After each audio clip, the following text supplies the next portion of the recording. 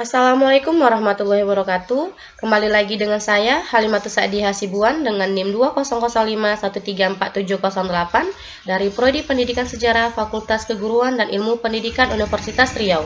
Baiklah, pada kesempatan kali ini saya akan membuat video ini untuk memenuhi tugas mata kuliah Sejarah Asia Selatan dengan dosen pengampu Bapak Nurdiansyah MPD. Baiklah, pada kesempatan kali ini saya akan menjawab 6 pertanyaan dari mata kuliah Sejarah Asia Selatan, yang mana pertanyaan yang pertama itu jelaskan bagaimana pentingnya sejarah Asia Selatan sebagai sarana untuk memahami sejarah Indonesia dengan mengemukakan bukti serta penalaran. Baiklah, di sini saya akan menjawabnya. Sangat penting dalam memahami sejarah Asia Selatan sebagai refleksi untuk memahami sejarah Indonesia, mengingat kedua benua ini berdekatan sehingga memiliki kultur atau budaya yang hampir sama. Hubungan yang telah terjalin sejak masa kerajaan tradisional yang berfokus pada hubungan perdagangan India, Pakistan, Sri Lanka dengan Indonesia yang menjadi tonggak masuknya kepercayaan Hindu-Buddha di Indonesia, sehingga hubungan ini berlanjut dan meluas hingga ke negara-negara Asia Selatan lainnya, seperti Afghanistan, Nepal, hingga Bhutan dari segi pendidikan dan kebudayaan yang terjalin dengan pasca kemerdekaan Indonesia. Baiklah, soal kedua, jelaskan apa yang menarik dari peradaban lembah Sungai Indus, lalu identifikasi dengan tinjauan dari aspek sosial, ekonomi, dan agama. Di sini peradaban lembah Sungai Indus menurut para arkeolog pernah berlangsung di lembah Sungai Indus pada tahun 3000 sampai 500 sebelum Masehi. Daerah lembah sungai yang subur sehingga memungkinkan tumbuhnya kehidupan masyarakat yang menghasilkan peradaban yang cukup tinggi. Peradaban ini juga dikenal dengan peradaban yang berpusat di kota Mohenjo-daro dan Harappa. Para arkeolog mengungkapkan peradaban lembah Indus merupakan peradaban kuno paling luas yang ditemukan setelah situs peradaban Mesopotamia dan Mesir, sehingga pada tahun 1980 peradaban lembah Indus ditetapkan sebagai situs warisan dunia oleh UNESCO. Di sini bisa kita lihat ditinjau dari aspek agamanya, mereka menyembah Dewi Pertiwi yang dianggap sebagai sumber dari seluruh penciptaan, mengenal sistem petapaan yang menekankan pada meditasi. Selanjutnya ditinjau dari aspek sosial, masyarakatnya hidup menetap dan hidup melalui sektor agraris, pedagang, dan pengrajin. Baik dari Mohenjo-daro dan Harappa terdapat banyak seni pahat dan seni pahat dan ukir, kerajinan, dan telah mengenal tulisan piktografik. Sehingga mereka memiliki rumah yang bertingkat sama seperti masa kini, bahkan sudah ada seni tari. Selanjutnya terakhir bisa kita lihat dari aspek ekonominya. Kehidupan ekonominya itu bisa dibilang sudah sangat maju.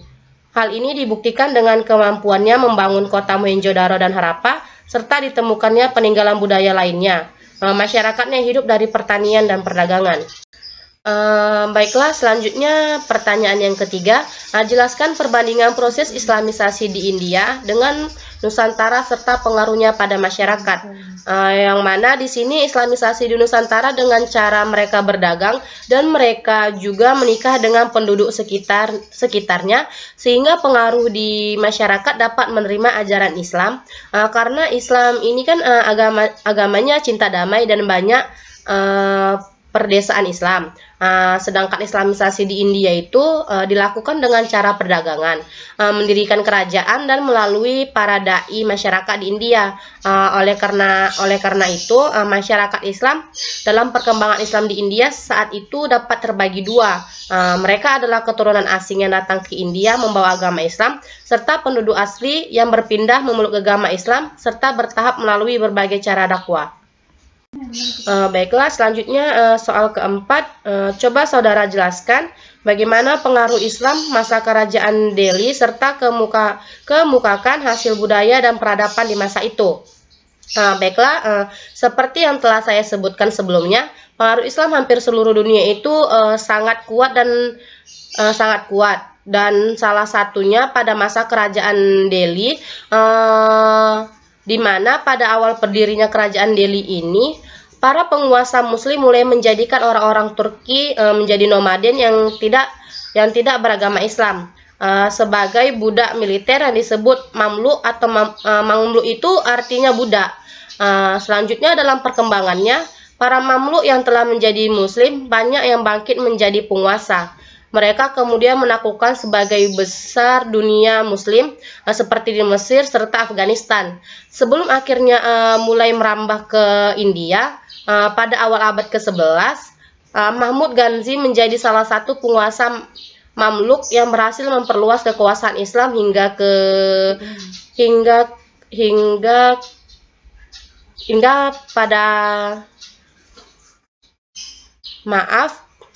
pada akhirnya muncullah kerajaan Islam, yaitu kerajaan Delhi.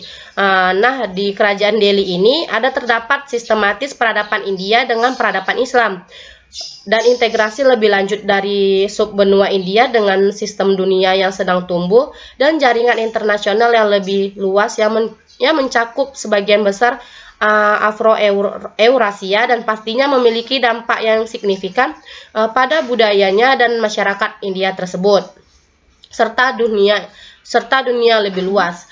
Pada waktu pemerintahan mereka termasuk bentuk-bentuk paling awal dari arsitektur Indo-Islam, tingkat pertumbuhannya meningkat dalam populasi dan ekonomi India dan munculnya bahasa Hindu-Urdi. Kesultanan Delhi ini juga bertanggung jawab untuk memukul mundur invasi kerajaan Mongol yang berpotensi menghancurkan India pada abad ke-13 dan 14. Namun, Kesultanan Delhi ini juga menyebabkan kerusakan skala besar dan penodaan kuil di anak benua India pada tahun 1926. Kesultanan ini ditaklukkan dan digantikan oleh Kekaisaran Mughal. Selanjutnya itu hasil budaya peradaban pada masa itu adanya seni dan arsitektur Masjid Quwat al-Islam merupakan masjid pertama di India. Konon katanya beberapa bagian masjid ini dibangun dari material candi-candi Hindu. Baiklah, selanjutnya itu ada soal nomor 5, jelaskan dampak kolonialisme Inggris terhadap masyarakat India dengan melihat pola kolonialisme Belanda di Indonesia. Di sini sama halnya dengan kolonialisme Belanda di Indonesia dan kolonialisme pada umumnya, yang mana kolonialisme Inggris di India juga memberikan banyak sekali dampak baik itu dalam bidang sistem pemerintahan atau politik, ekonomi, dan sosial budaya. Dalam bidang politik atau pemerintahan, kolonialisme Inggris ini memberikan dampak berupa sistem atau pemahaman yang dipakai oleh India hingga sekarang, yaitu sistem pemerintahan republik parlementer, di mana Inggris merupakan negara pertama yang menganut sistem parlementer sehingga memberikan dampak juga terhadap negara jajahannya, yaitu India. Dalam bidang pendidikan, banyak sekali orang-orang India yang disekolahkan di Eropa dengan tujuan apabila setelah tamat, maka mereka akan dikembalikan ke India dengan pemahaman-pemahamannya. Selain itu, pendidikan yang diterapkan di India itu sendiri menggunakan sistem Inggris dengan bahasa Inggris sebagai bahasa pengantar di sekolah. Selanjutnya dalam bidang ekonomi, jelas ya bahwa mempunyai sumber daya alam dan sumber daya manusia yang sangat besar, sehingga hal tersebut sangat menguntungkan bagi Inggris.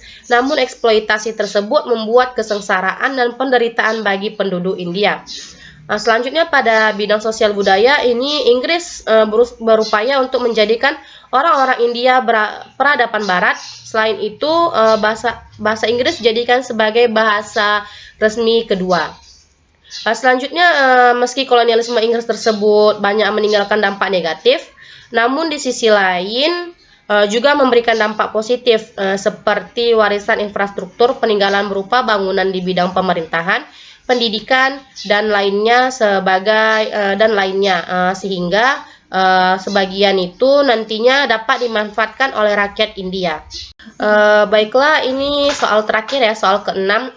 Coba saudara deskripsikan bagaimana faktor pendorong konflik hegemoni antara nasionalis Muslim dan nasionalis Hindu di India. Baiklah, di sini saya akan menjawabnya. Kerusuhan Muslim Hindu kembali meletus di Delhi sepanjang minggu hingga puncaknya. Kerusuhan bermula dari unjuk rasa kaum Muslim yang memprotes amandemen Undang-Undang Kewarganegaraan yang kental pada nuansa anti-Islam. Amandemen ini berbunyi bahwa imigran Sikh, Buddha, Hindu hingga Kristen dari 3 negara tetangga Pakistan, Bangladesh, dan Afghanistan dibolehkan menjadi warga negara India dengan syarat yang dipermudah. Bila sebelumnya regulasi naturalisasi, jadi warga negara India mensyaratkan wajib tinggal di India selama 11 tahun. Dengan amandemen sehingga syarat itu cukup menjadi 6 tahun saja. Setelah itu para polisi BJP atau Bharatiya Janata Party yang menopang kekuasaan Perdana Menteri India Narendra Modi membela amandemen itu. Pengecualian terhadap Muslim, kata mereka, lantaran di 3 negara itu sudah mayoritas Muslim dan tak semestinya jadi imigran ilegal di India. Sehingga pernyataan ini menuai penentangan banyak pihak yang menyimpulkan amandemen ini justru akan mendelegitimasi warga Muslim. Baiklah, sudah 6 pertanyaan yang saya jawab. Jika ada kata yang salah, saya mohon maaf. Saya akhiri dengan wassalamualaikum warahmatullahi wabarakatuh.